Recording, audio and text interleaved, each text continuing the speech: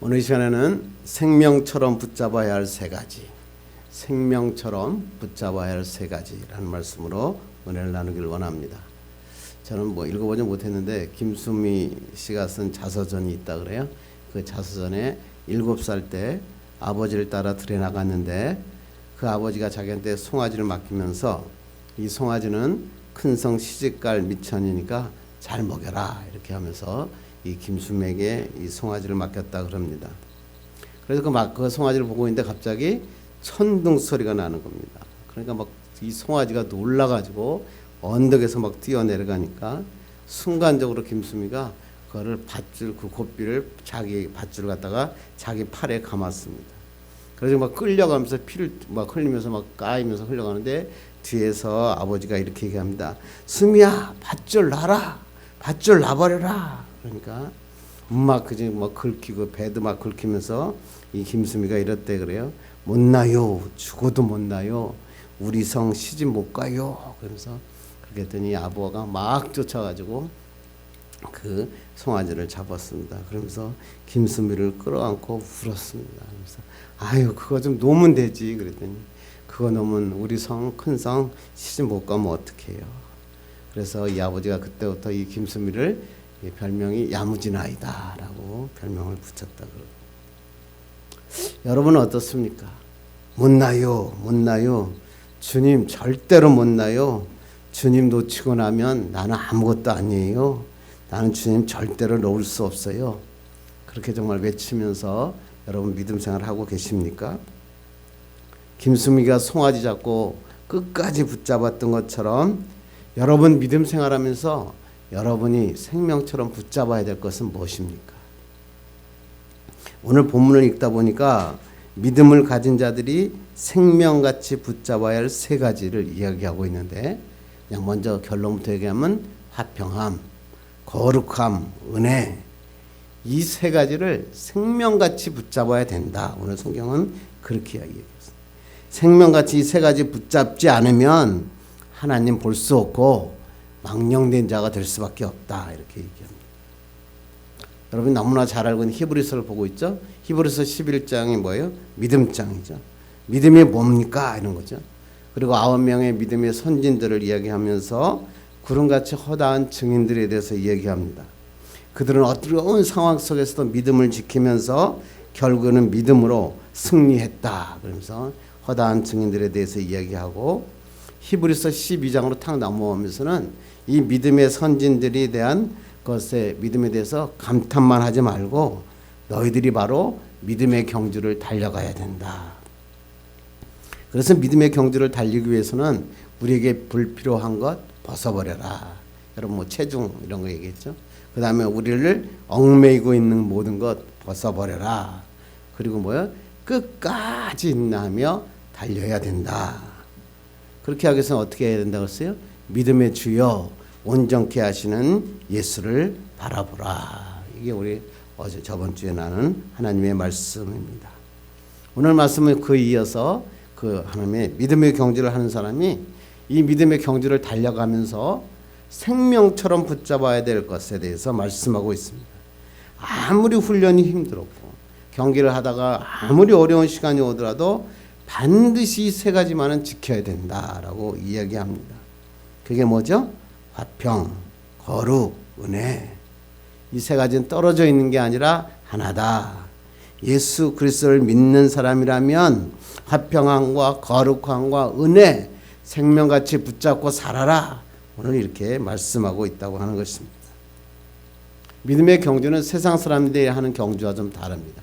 세상의 사람들은 어떻게 하면 승리하느냐, 이기는 게 원칙입니다. 수단과 방법을 가리지 않고 빨리 가서 1등하면 됩니다. 그런데 믿음을 경주하는 사람은 평화와 거룩과 은혜를 붙잡지 않고 달려갈 수 없다라고 하나님께서 우리에게 말씀하고 있다고 하는 것입니다. 그래서 오늘 본문을 통해서 우리 사람들이 생명같이 붙잡아야 할 세 가지가 뭔지 말씀을 통해 은혜 받고 나의 삶에도 이러한 놀라운 축복과 기적이 일어나기를 간절히 바랍니다. 너무나 잘 아는 예화를 하나 할게요. 여러분 저도 몇 번 한 것 같아요. 어떤 남자가 방길을 가다가 방길에 잘못 들어가지고 절벽에서 떨어졌습니다. 근데 떨어지다 보니까 다행히 나무 뿌리가 하나 있었던 거예요. 그래서 나무 뿌리를 탁 잡았어. 예수 믿는 사람이었겠죠. 그러니까 이 사람이 하나님 나 좀 구해주세요. 나 좀 살려주세요. 그리고 하나님 앞에 기도했더니 하나님이 나타나셨죠. 그래서 하나님이 나타나셔서 그 신사 남자에게 이렇게 얘기합니다. 그래, 내가 너를 살려주겠다. 나무 뿌리 붙잡고 있느냐? 나무 뿌리 놔라. 그럼 너무나 잘하는 얘기죠. 그런데 그 사람이 뭐예요? 나무 뿌리를 못 놓겠는 거예요. 하나님 못 믿겠는 거예요. 내가 나의 목숨을 살려줄 것은 나무 뿌리밖에 없다. 그래서 하나님 말씀 안 듣고 나무 뿌리를 붙잡고 있어요. 그래가지고 그 다음날 아침에 지나가던 등산객이 그 사람을 발견했습니다. 그런데 보니까 절벽도 아닌 곳에서 나무 뿌리를 붙잡고 죽어 있는 것입니다. 그 사람의 다리와 밑에 땅과의 거리는 30cm밖에 안 된다. 그런데 그것을 못 버리고 그것을 붙잡고 있다 추위에 죽은 것입니다. 뿌리만 붙잡지 않았으면, 뿌리만 포기했다면, 하나님의 말씀만 들었다면 살았을 텐데, 예수 믿는다고 예배는 드리는데 절박한 상황이 오니까 하나님보다 나무 뿌리가 더 중요했다, 이런 얘기죠. 사람들은 다 이렇습니다. 살아가기 위해서는 무엇인가 붙잡고 있는 게 있어요. 삶이 죽는 순간까지도 붙잡는 게 있단 말이죠. 다 사람마다 틀리죠. 어떤 사람은 돈, 하나님 뭐 부자 청년 얘기도 나오잖아요. 제가 하나님 말씀대로 다 살고 착하게 살고 다 삽니다. 하나님 제자가 되고 싶습니다. 하나님 따라가고 싶습니다. 예수님, 그랬더니 예수님 뭐라 그래요? 내 재산을 팔아서 나눠라. 그것만은 못하겠습니다. 그리고 간 사람 아시죠? 남의 얘기가 아니라 우리 얘기 아닙니까? 어떤 사람 명예와 인기 그거 잡으려고 막 죽어라고 달리는 거 아닙니까? 평생 죽어라고 달리는 거 아니에요? 저희 옛날에 우리 회사가 마스터 클래스라고 하는 음악 회사를 했는데 그때 김생민이가 우리 홍보 모델이었거든요. 아이고 몇십 년 동안 그거 어디 프로 하나도 못 잡고 맨날 리포터만 하다가 정말 끝까지 한번 잡아볼라 인기 좀 올라가나 그랬더니 한순간에 무너지잖아요. 그 친구만 보면 진짜 그렇게 짠돌이로 살고 있다가 아무것도 못하고 불쌍하죠. 어떤 젊은 사람들은 뭐야? 나 사랑만은 못 넣겠습니다. 하나님, 내가 교회는 다 믿음 생활하겠는데요. 이 사랑 하나는 내가 내 마음대로 하고 싶습니다. 그렇죠. 어떤 사람은 뭐예요? 자존심. 내가 이래봐도 곧 죽어도 그러면서 자존심 하나 붙잡고 사는 사람이 있죠. 제가 동창 모임 안 나가는데 가끔가다 동창 모임 가면 제가 제일 막내거든요. 전교생 중에서 제일 어립니다. 그 어린데 그 사람이 가끔 오면 과거만 붙잡고 있는 사람이 있어요. 그래가지고 두세 시간 동안에 식사를 하는데 자기가 과거 했던 거 뭐 그거 성공담 무용담 왜 그럴까요? 이제 은퇴하고 남이 우습게 볼까 봐. 나 그렇게 웃은 사람 아니다. 그렇게 이야기하는 걸 보면서 가슴이 아프죠. 근데 그 사람들 그룹학교 저번에도 한번 예화 들었는데 그룹학교를 만들었는데요. 나이가 드니까요. 그룹학교에 매일 글 올리더라고요. 참 죽겠어요. 근데 뭐 올리는 게 뭐죠? 건강하게 오래 사는 법, 치매 안 걸리는 법. 그래서는 치매 안 걸리는 법이 혀 운동만 하면 치매가 안 걸린다. 그래도 요새 나왔다고 뭐 혀를 뺐다가 넣었다가 뭐 돌리고 그러면 치매가 안 걸린답니다. 그래서 저도 한번 연습해보고 그랬는데 참 그런 일이 굉장히 많죠. 여러분 뭘 붙잡고 있을까요? 예수님을 믿기 전에 여러분이 붙잡는 것은 여러 가지가 있을 수 있을 거예요. 그런데 예수님을 영접하고 난 뒤에 여러분이 신앙생활하면서 뭘 붙잡고 있느냐. 오늘 하나님 우리에게 말씀하고 있다. 목에 칼이 들어와도 이것만은 지키겠다. 그런 게 있습니까? 우리 믿음의 선조들은 뭐 했죠? 성수주일. 난 주일은 죽어도 범하지 않겠다. 내가 하나님 앞에 온전히 예배 드리겠다. 그래서 목에 칼이 들어와도 성수주일 지켰죠. 어떤 사람은 11조 내가 했죠. 어떤 사람은 새벽 기도 그랬죠. 어떤 사람은 1년에 한 번씩 성경 통독한다 그래가지고 통독하죠. 왜 우리 선배도 이걸 이렇게 붙잡았죠? 그 사람들은 뭐예요? 이것을 통해서 하나님의 능력을 경험했기 때문에 그래요. 하나님의 축복을 경험했기 때문에. 그런데요, 이걸 경험하지 못한 사람은요, 몇 번 하고는 안 하는 거예요. 기도도 몇 번 하고 안 해요. 그러니까 매일 삶이 끝까지 똑같아야 되는데, 생명을 붙잡아야 되는데 놓는 사람이 너무나 많다, 그런 거죠. 오늘 히브리서 기자가 이런 얘기예요. 믿음을 가지고 경주를 하는 사람은 붙잡아야 될 게 반드시 세 가지가 있다, 그렇게 우리에게 말씀하고 있습니다. 우리 한번 그 무엇인가 14절 한번 보겠습니다. 시작. 모든 사람과 더불어 화평함과 거룩함을 따르라. 이것이 없으면 아무도 주를 보지 못하리라, 그랬어요. 화평, 화평이 뭐예요? 평화, 똑같은 말이죠. 화평과 평화는 어디서 오는 거죠? 다른 사람과의 관계, 하나님과의 나와의 관계에서 오는 거죠.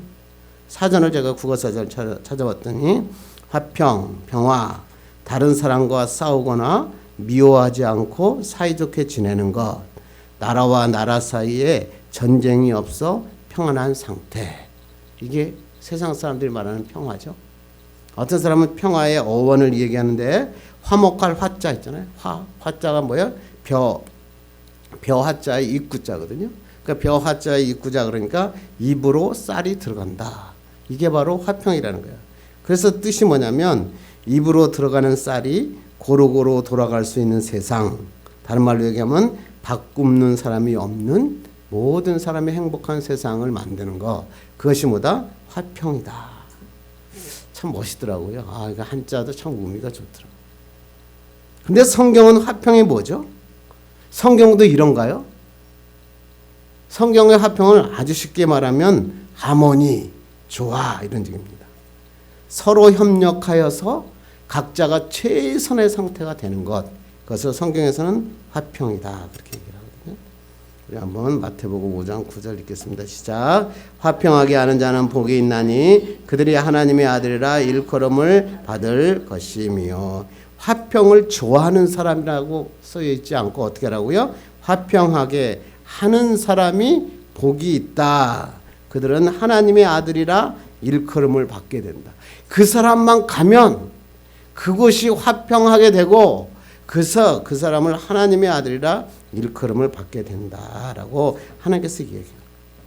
그래서 오늘 찾아보니까 화평, 헬라어로는 뭐예요? 에이레네, 그래요. 에이레네. 많이 들어봤죠? 에이레네는 뜻이 뭐죠? 에이로라고 하는 것에서 나온 단어인데, 에이로가 뭐야? 결합하다, 이런 뜻이에요. 그래서 이 에이레네라는 뜻은 뭐예요? 평화와 안식 또는 결합하여 다시 하나가 되다. 이게 바로 성경의 에이레네의 뜻입니다. 히브리어는 평화를 뭐라 그래요? 샬롬, 그러죠. 샬롬은 뭐냐면 어원이 뭐냐면 샤람, 이런 뜻이거든요. 샤람 뭐요? 완성하다, 회복하다, 보답하다, 이런 뜻입니다. 그러니까 성경에서 화평을 한국말로 정확하게 원어대로 해석하면 서로가 조화롭게 결합되어 하나가 된다. 서로가 조화롭게 결합되어 뭐요? 완성된다, 이런 뜻이 바로 성경에서 화평. 그러니까 이게 복잡하니까 쉽게 얘기하면 뭐냐면, 화평은 뭐냐면 합창단이 각 파트가 각자의 소리를 내는데 아름다운 소리를 내면서 하나의 하모니를 이룬다. 이게 바로 성경에서 말하는 화평. 여러분 오늘도 성가대 너무 잘하지만 이 합창이 아름다운 소리를 내기 위해서는 뭐를 해야 될까요? 두 가지를 해야 되죠. 첫째가 뭐죠?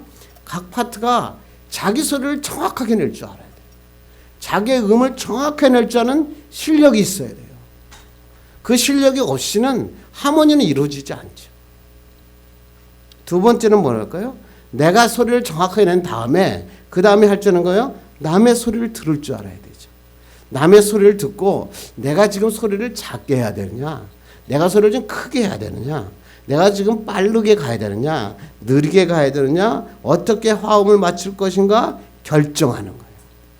그러니까 이 합창단에서 화음, 하모니가 된다는 것은 뭐냐면 다른 사람과 조회를 해서 작게 낼 때는 작게 내고 크게 낼 때는 크게 낼 줄 아는 실력이 필요하다는 거예요. 그래서 이거를 화평이다. 성경은 이렇게 이야기하고 있어요. 그래서 유진이가 이제 그 미국에서 이제 미션 스쿨을 다녔거든요. 거기 가니까 이게 다국민족이 아니고 흑인도 와 있고 한국인도 와 있고요. 그래가지고 막 모여서 하니까 이게 하나가 안 돼요. 언어도 잘 안 통하고. 그러니까 이 유진이가 학교에 가서 맨 먼저 하는 과목이 뭐냐면 합창. 그래가지고 이 코너라고 하는 학교인데, 이 코너는 학교는 방학 때만 되면 전국 투어를 해요. 그래 전국 투어를 하면서 교회 또는 뭐 어디 강당 또는 어느 콘서트홀에 가가지고 합창을 쫙 해서 한번 콘서트하고 싹 순회 공연을 오고 나면 그 학교가 전부 하나가 돼가지고 하나의 문제도 없어서.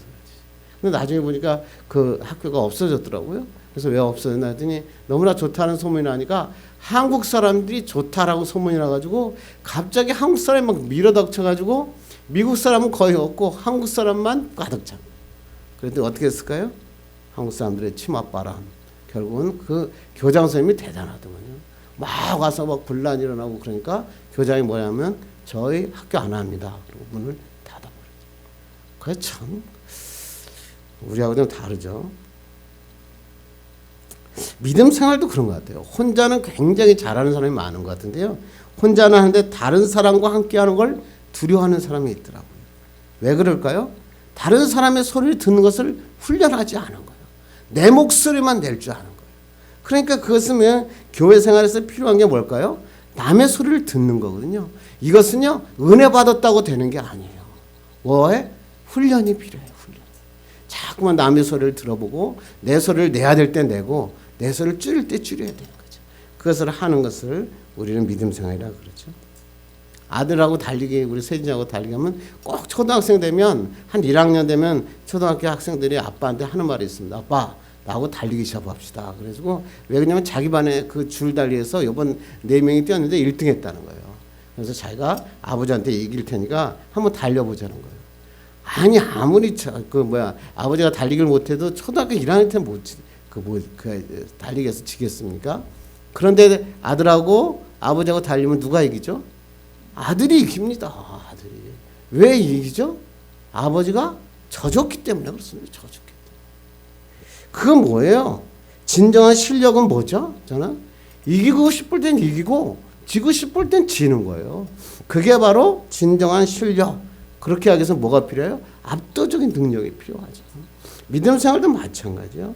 예수님도 마찬가지잖아요.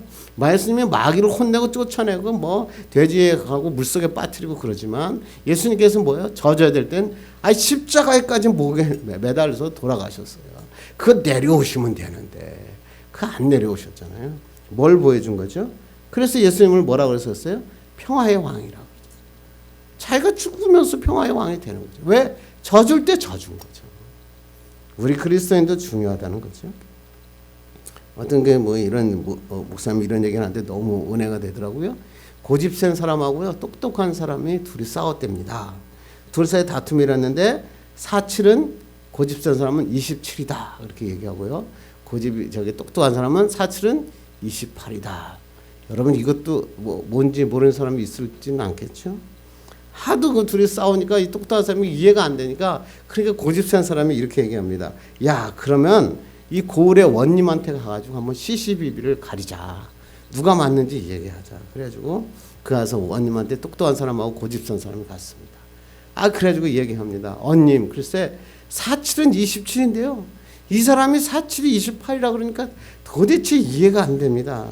그러니까 이제 그 원님이 다 소리를 듣고 아이고 한심하다 그러면서 한숨을 쉰 다음에 그래서 얘기하면서 뭐라 그러냐면 그 자기에 있는 졸병한테 야 47은 27이라고 답한 사람은 풀어주고 47은 28이라고 답한 사람은 곤장을 10대 때려라. 그러니까 이 고집센 사람이 가면서 얘기합니다. 나가면서 하는 말입니다. 거봐 47이 27이라고 그랬는데 저런 무식한 놈이라고 자기는 가고 이 똑똑한 사람은 곤장을 10대를 맞습니다.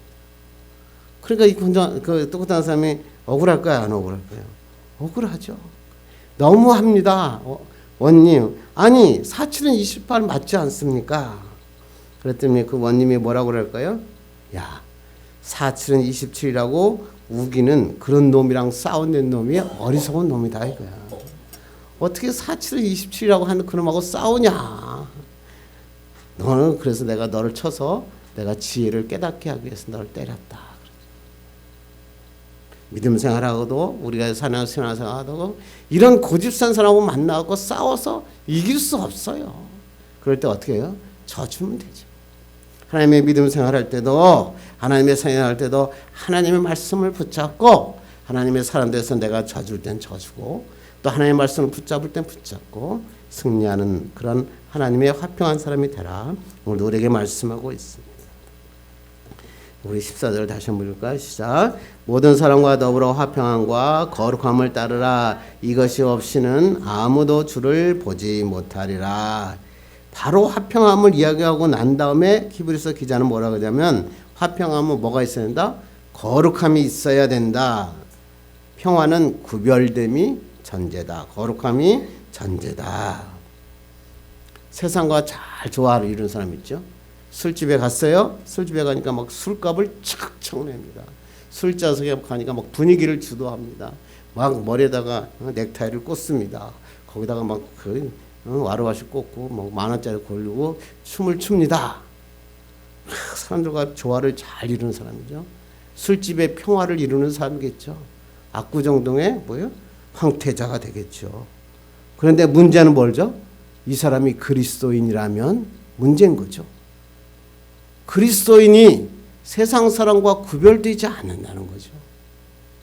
세상 사람이 그렇게 살면 안 된다. 그게 하나님의 말씀 아닙니까? 평화 좋지만 세상과의 평화 좋지만 거룩함 잃어버리면 그건 그리스도인이 아니다. 이런 얘기입니다. 오늘 하나님께서 말씀은 성경에 뭐예요? 거룩함이 없이는 하나님을 볼 수 없다. 그리스도인이 됐는데 예수를 믿었는데 구원을 받았는데 하나님을 못 봐요. 하나님을 만나지 못해요. 얼마나 불행할까요? 왜 그럴까요? 세상과 구별되지 않으니까. 오늘 성경에서 구별되라 그런 얘기죠. 성경에서 아주 쉬운 예가 아브라함과 롯 얘기하잖아요.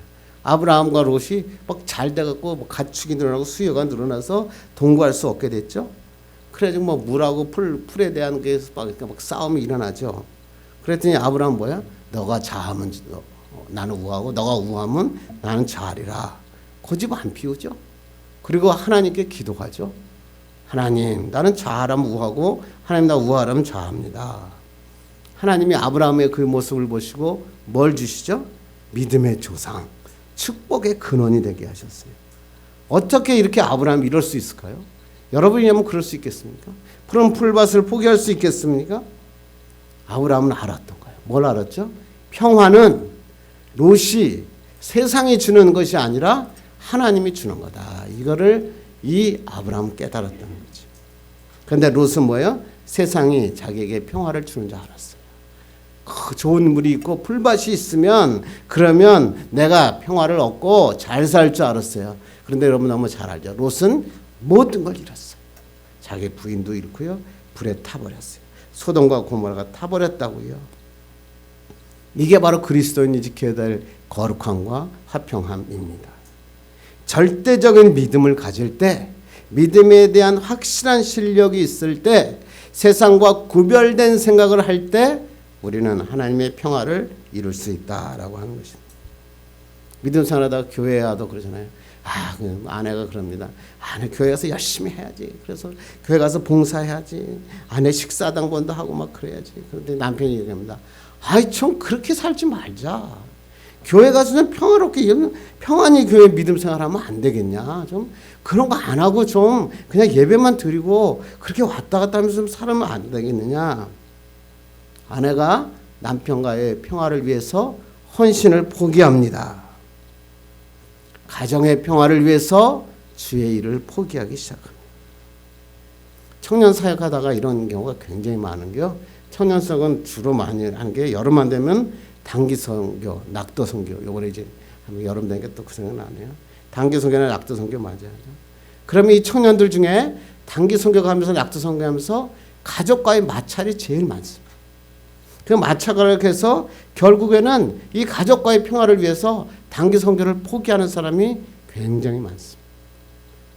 근데 제가 가만히 보니까 단기 선교하고 낙도 선교 못 가고 이 그냥 대학생활 지나고 청년 지나간다고 결혼을 하거든요. 그런데 100%입니다. 그 사람이 결혼하고 난 다음에 어떤 신앙생활을 할까요? 여러분 다 알죠. 그 세상의 그 평화를 위해서 하나님의 일을 포기한 사람의 결혼 생활은 결국 결혼 생활도 어떻게 살까요? 자기 위주로 삽니다. 하나님 신앙생활 못합니다. 한국에서 한때 성시화 운동이라는 게 벌어졌죠. 구리시를 복음화해서 하나님의 도시가 되자. 그게 무슨 말이죠? 구리를 복음으로 변화시키자 이런 뜻이잖아요. 그런데 그 성시화 운동이 뭐로 바뀌었죠? 정치의 힘으로 바뀌었어요. 힘의 도구로, 행사의 도구로 바뀌었죠. 복음화가 아니라 세속화가 된 거죠. 그러면서 교회에 뭐가 들어오죠? 교회가 세상으로 들어가 세상을 변화시켜야 되는데 세상이 교회로 들어오죠. 교회가 문화센터가 되고 교회가 뭐가 되죠? 찬송가가 사라지고. 결국 여러분 2018년도에 한국 교회는 교회인가 세상인가? 세상 사람들이 의문을 갖죠. 어떤 교회는 보니까 스님, 법정 스님인가? 법정 스님이 교회 강단에 올라와서 설파를 하더라고요. 그러면서 뭐라고 그래요? 이게 평화다 그러죠. 하나님은 그런 걸 평화라고 얘기하지 않았어요. 세상과의 평화 중요합니다. 그런데 그리스도인의 평화는 뭐가 중요하다고요? 하나님과의 관계가 우선이라는 거예요. 이 하나님의 관계를 붙잡지 않으면 실패한다는 거죠. 그래서 칼빈은 이렇게 주석에 썼더라고요. 비록 온 세계가 전쟁으로 불타고 있다 할지라도 거룩하게 되는 일을 버려서는 안 된다. 왜냐하면 거룩함은 하나님과 우리를 연결하는 끈이기 때문이다. 평화 좋습니다. 굉장히 중요합니다. 그런데 하나님과의 나의 관계, 거룩함이 더 우선이다. 이거 잃어버리면 아무것도 아니다. 거룩함 붙잡아라. 오늘도 우리에게 말씀하고 있다고 하는 것입니다. 그 다음에 우리 15절 한번 보겠습니다. 시작. 너희는 하나님의 은혜에 이르지 못하는 자가 없도록 하고. 히브리서에서 은혜는 구원 그렇게 얘기합니다. 그러니까 다른 말로 얘기하면 구원의 은혜에 참여하지 못하는 자가 없도록 하자. 얘기죠. 믿음의 경주 신앙생활을 하다 보면 처음에는 교회가 잘 나오고 어려운 환경 때문에 주님 앞에 나와서 하나님 앞에 부르짖다가 교회에 나옵니다. 그런데 언젠가 갑자기 하나님의 은혜에서 떨어지는 자가 있어요. 은혜를 받고 막 열성적으로 달려가는데 갑자기 그 길을 포기하고 마는 거죠. 그런 사람들이 굉장히 많죠. 왜 그럴까요? 현실의 문제 앞에 은혜를 잃어버리고 만 거죠. 성경에서는 바로 그래서 이거를 무슨 말이냐 성경에서는 해석해 주고 있어요. 우리 한번 16절 읽겠습니다. 시작. 음행하는 자와 핫그릇을 흠식하여 장자의 명분을 판 에서와 같이 망령된 자가 없도록 살피라. 에서는 뭐죠? 장자권을 갖고 있었죠. 이삭의 맏아들이었고 그런데 모세하면 팥죽 한 그릇에 자기의 장자권을 팔죠. 성경에서 그 사람에게 망령된 자다 이렇게 얘기하잖아요. 제가 성경에서 망령된 자 샤웨라 그러는데 오늘 뜻을 찾아보니까 헛되게 하다, 속이다. 그리고 또 어떤 뜻입니까? 문지방을 밟고 나가다. 이게 바로 망령되다 이런 뜻이에요. 다른 말로 얘기하면 하나님의 은혜를 문지방 밟듯이 하찮게 여기고 세상에 나가 뒹구는 사람. 그러니까 하나님의 은혜를 받고 구원을 받고 하나님의 은혜로 살아가는데 그 하나님의 은혜를 문지방 밟듯이 밟아버리는 거야. 그거 아무것도 아니지 않느냐. 에서 하나님을 몰랐던 사람이 아니에요. 아브라함, 이삭, 에서 아닙니까? 할아버지의 신앙을 받고 자기 아버지의 신앙을 보면서 컸어요. 하나님이 누군지도 알았고요. 장자권과 축복권이 중요한 줄도 알았어요. 그 다음 성경 9절에 17절에 보니까 그 축복권을 이어받으려고 눈물을 흘리며 기도했는데 하나님이 버렸다. 그렇게 17절에 기록하고 있잖아요. 에서의 가장 치명적인 문제는 뭘까요? 다 알았어요. 하나님이 중요하고 하나님이 누군지도 알았다는 거예요. 그런데 뭐예요? 현실의 문제. 배고픔의 문제가 하나님의 은혜보다 앞서버린 거예요. 그러니까 이 사람은 버린 자가 됐죠. 삶의 문제가 신앙보다 앞서버린 거죠. 하나님의 은혜를 귀하게 여기지 못하면 하나님이 망령된 자다. 버려버린다. 이렇게 말씀하시는 거죠. 솔로몬이 왜 귀하게 여겼죠? 솔로몬이 무슨 지혜를 구했다 그러는데 무슨 지혜를 구했죠? 재판을 잘할 수 있는 기회를 달라. 하나님이 나에게 맡겨주신 일을 잘할 수 있는 지혜를 달라고 하나님께 기도했더니 하나님이 기분이 좋아졌어요. 야, 너는 내가 너에게 맡겨온 일을 이렇게 열심히 하려고 나에게 구하는구나. 그래가지고 하나님께서 뭐라 그래요? 지혜도 주고 부귀영화도 주고 뭐도 주겠다? 장수의 축복도 주겠다. 축복을 주죠. 그래요. 하나님은 기뻐하시면 다 주시죠. 다음에 바로 그 다음에 성경에 누구 얘기 나오죠? 재판하는 얘기 나오잖아요. 어린 애가 있는데 얘 진짜 엄마가 누구냐? 바로 성경에 그 다음 나오는 얘기는 뭐죠? 자기가 하나님이 주신 지혜를 솔로몬이 제대로 사용했다는 것을 성경에 보여주는 거죠. 여러분, 하나님이 기분이 업되시고 기뻐하시면 다 해주십니다. 그러니까 하나님 앞에 기도할 때 이러잖아요. 하나님 나에게 전도하려고 하는데 건강 주십시오. 기도하면 하나님이 건강 주십니다. 주의 일 하려는데 주님 물질 주십시오. 기도하면 하나님이 물질 주십니다. 자녀를 통해서 내가 주의 일 하겠습니다. 그러면 자녀를 통해 하나님의 놀라운 역사가 일어납니다. 하나님께 구하면 물질도 건강도 자녀도 축복하시고 보너스로 더하여 주십니다. 문제는 뭐죠? 그게 진짜냐는 거예요. 내가 정말 건강 주면 넌 전도할 거냐? 너에게 정말 물질 주면 하나님의 교회를 세울 거냐?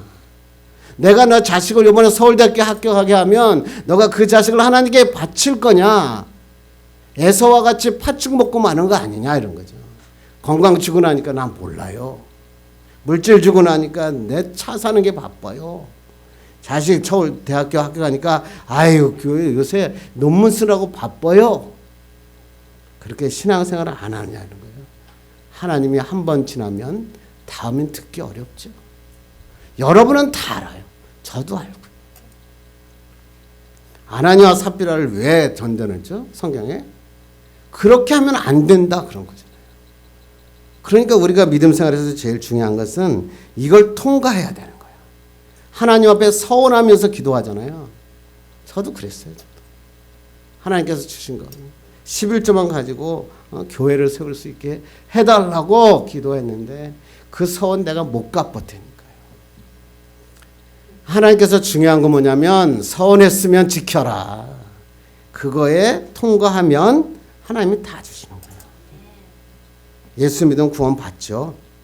구원 받고 나면 은혜를 최우선으로 강구하며 살아야죠.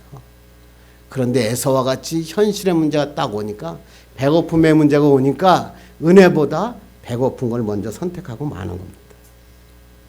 한국교회가 왜 이렇게 성장했냐? 어떤 분이 그러더라고요.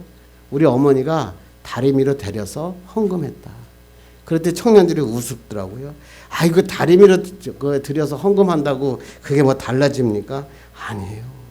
다리미로 데려서 헌금하라는 게 아니라 하나님을 최우선으로 섬겨라. 이렇게 하나님께서 말씀하고 있어요. 하나님의 은혜는요. 무엇이든지 가능하게 하십니다. 이걸 정말로 믿어야 됩니다. 무엇이 문제냐면요. 은혜 받고 난 다음에 내가 기도한 대로 안 하는 거예요. 내가 하나님 앞에 약속한 대로 안 하는 거예요. 그게 한두 번 되니까 하나님이 못 믿는 거예요. 너 저번에도 그랬지 않냐. 여러분이 성결을 결정하고 나면 은혜 받고 나면 정말 서원한 대로 살 거냐. 그거 여러분이 결정하셔야 돼요. 그러면 하나님이 뭐예요? 책임져 주시는 거예요. 예수 영접해서 구원받으면 세상이 아니라 하나님에게 관심을 가져야 돼요. 하나님의 은혜에 집중하고 은혜에 집중하는 거예요. 제가 어떤 목사님이 인터넷 보다 보니까 뭐 설교는 안 봤는데요. 제목이 은혜의 사각지대를 없애라. 너무 은혜가 그 안에 뭐라고 썼는지도 몰랐어요. 제목이 그냥 은혜의 사각지대를 없애라. 와, 여러분 은혜의 사각지대는 없잖아요. 건강도 물질도 자녀도 미래도 하나님이 주시는 은혜의 놀라운 지역입니다. 그러기 위해서는 어떻게 해요? 세상과 다르게 삽시다. 세상하고 똑같이 살고, 세상에 살면서 그냥 내가 교회 다니잖아요. 나 예배하잖아요. 기도하잖아요. 그렇게 살지 말고. 남들은 주일날도 안 가는데 난 주일날 예배는 드리잖아요. 그래, 저 썬데이 크리스찬으로 살지 말고, 이왕 하나님 믿을 거 확실하게 믿자 이거예요.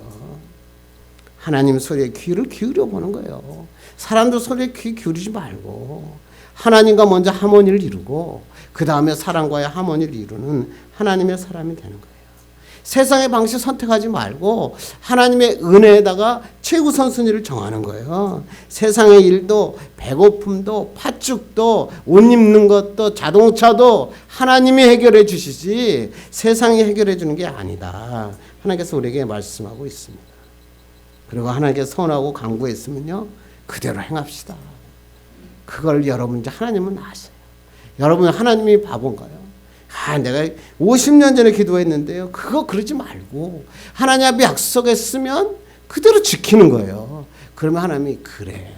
난 넌 믿을 만하구나. 그래서 하나님이 책임져 주시는 거예요. 그렇게만 하면 하나님이 모두 이루십니다. 이것을 믿고 결단해서 하나님의 축복받는 여러분 되기를 간절히 바랍니다. 기도하겠습니다.